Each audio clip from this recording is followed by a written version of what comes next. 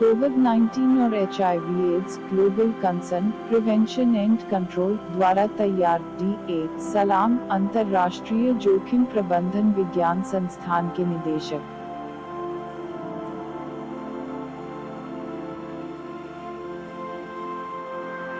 अब तक केवल कॉर्टिकोस्टेरॉइड्स को कोविड-19 के गंभीर और गंभीर रूपों के खिलाफ प्रभावी होने के लिए दिखाया गया है। इससे पहले 4 जुलाई 2020 को विश्व स्वास्थ्य संगठन ने परीक्षण के हाइड्रोक्सीक्लोरोक्विन और रिटनवीर हथियारों की समाप्ति के लिए एकजुटता परीक्षण की अंतर्राष्ट्रीय संचालन समिति की सिफारिश को स्वीकार कर लिया था।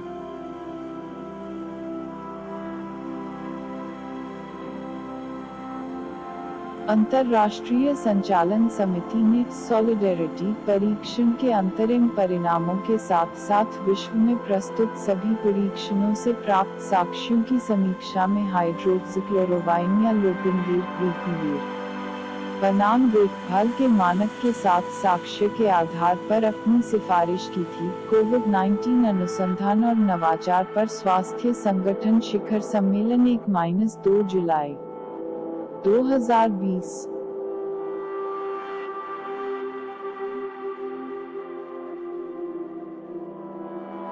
इन अंतरिम परिणामों से पता चला है कि हाइड्रोक्सीक्लोरोक्विन और रिटनवीर के परिणामस्वरूप मानक देखभाल की तुलना में अस्पताल में भर्ती COVID-19 रोगियों की मृत्यु दर में बहुत कम या कोई कमी नहीं हुई है। नैदानिक परीक्षण सॉलिडेरिटी के शोधकर्ताओं ने निश्चित रूप से वर्तमान परीक्षणों को रोक दिया है।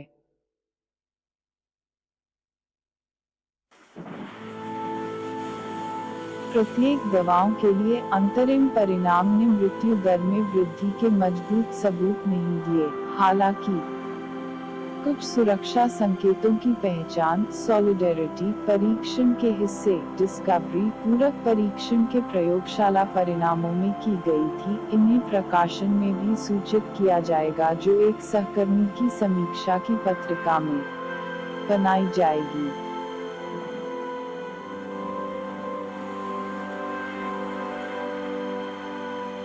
यह निर्णय केवल अस्पताल में भर्ती मरीजों में सॉलिडेरिटी परीक्षण के संचालन पर लागू होता है और अन्य अध्ययनों में हाइड्रोक्सीक्लोरोक्विन या रिटनवीर संयोजन के संभावित मूल्यांकन को प्रभावित नहीं करता है। अनुष्ठानों में उपचार के विकल्प के रूप में अनुष्ठान या COVID-19 के लिए पूर्व प्रसार प्रोफिलैक्सिस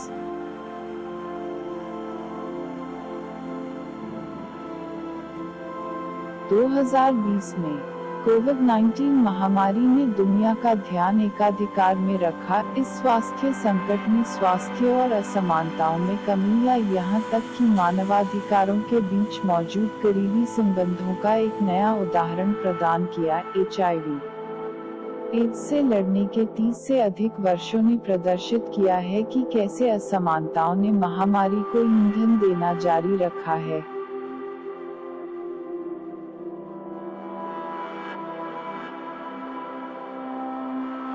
इस प्रकार एड्स वायरस के खिलाफ लड़ाई समाज और स्वास्थ्य प्रणालियों में मनुष्यों के स्थान पर लगातार सवाल उठाती है। एक बहुत ही अनिश्चित स्थिति में HIV के साथ रहने वाले लोग अब एक स्वास्थ्य संकट के लिए एक भारी कीमत चुका रहे हैं, जिसने उनकी जीवन स्थितियों को गंभीर रूप से खराब कर दिया है। हमें डर है कि जब वे HIV एड्स की बात करेंगे तो वे खुद को फ्रंट लाइन पर और भी अधिक पाएंगे। बढ़ी हुई भेद्यता का संदर्भ सेडक्शन के CEO फ्लोरेंस थ्यून ने कहा,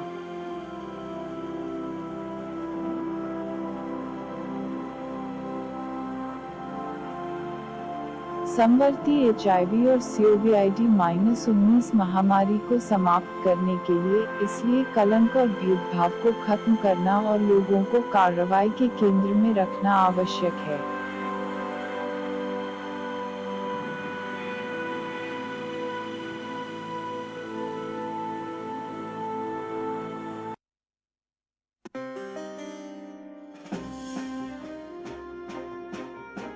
जो कहते हैं मुझे किसी से डर नहीं लगता, उसे कोरोना से डर लगता है। कोरोना डराता है। ये जिस तेजी से फैल रहा है, उसने दुनिया भर की बड़ी से बड़ी ताकतों को हिलाकर रख दिया है। लेकिन इस बीच एक अच्छी खबर आई है जो पूरी दुनिया के लिए संजीवनी बूटी साबित हो सकती है। अब इस बात को गलत और झूठ नहीं कहा जा सकता है कि एचआईवी की दवाइयां कोरोना वायरस के ट्रीटमेंट के लिए इस्तेमाल की जा रही है। एचआईवी के इलाज में इस्तेमाल होने वाली दवा लोपिनावीर और रिटोनावीर कोरोना के मरीजों पर कारगर साबित हो रही है। इसके मद्देनजर अब तो नरेंद्र मोदी सरकार ने फार्मा कंपनियों से दोनों दवाइयों का प्रोडक्शन बढ़ाने के निर्देश भी दे दिए हैं। वहीं drug controller general of India ने आईसीएमआर को इस बात की अनुमति दी है कि कोविड-19 के इलाज में एंटी एचआईवी दवाइयों का इस्तेमाल किया जा सकता है। इटली से भारत आए दंपत्ति के इलाज में लोपिनावीर और रिटोनावीर कॉम्बिनेशन का इस्तेमाल किया गया। यह दंपत्ति जयपुर में कोरोना वायरस से संक्रमित पाया गया था। दंपत्ति की सहमति लेकर दोनों को दवाई दी गई। इसका असर अच्छा हुआ। 14 दिनों बाद यह दंपत्ति लगभग स्वस्थ है।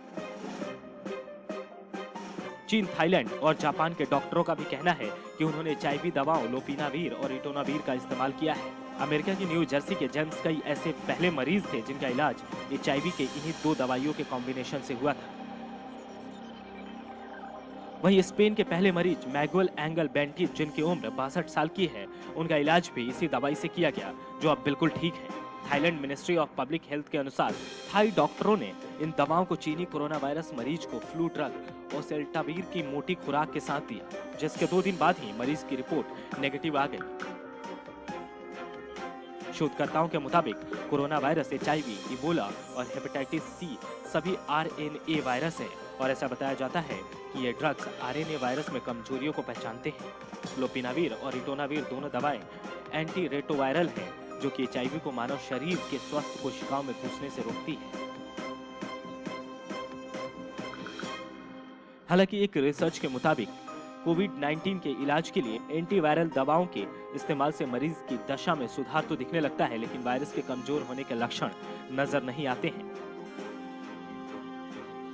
फाउंडेशन फॉर एड्स रिसर्च ने इसके नतीजों को उत्साहजनक तो बताया है, लेकिन साथ ही कहा है कि इसे पुख्ता तौर पर साबित करने के लिए और रिसर्च की जरूरत है।